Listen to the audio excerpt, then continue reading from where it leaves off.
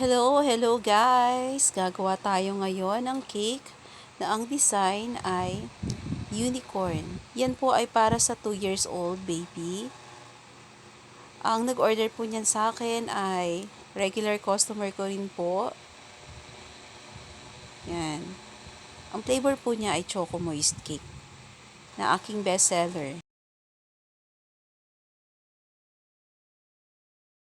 Yan, lagyan ko ulit ng toppings. Yan. Ayan. So, lagyan ko na rin ng icing yung gilid-gilid niya para magpantay yung bilog. Yan. Ayan.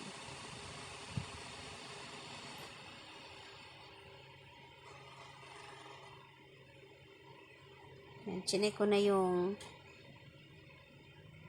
mga gilid niya kung pantay. Tapos yan, nilagyan ko na rin ng icing.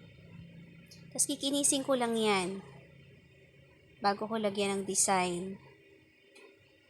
Yan. Yan lang ang design niya. May pink sa ilalim.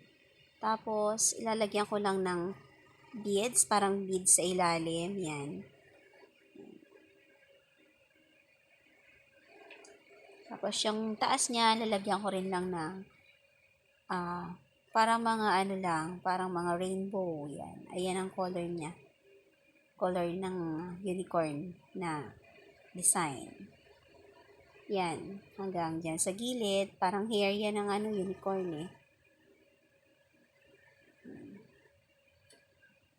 Tapos, yan. Lalagyan ko lang siya ng mata. Tsaka yan. Ayan na po yung pinaka-design niya.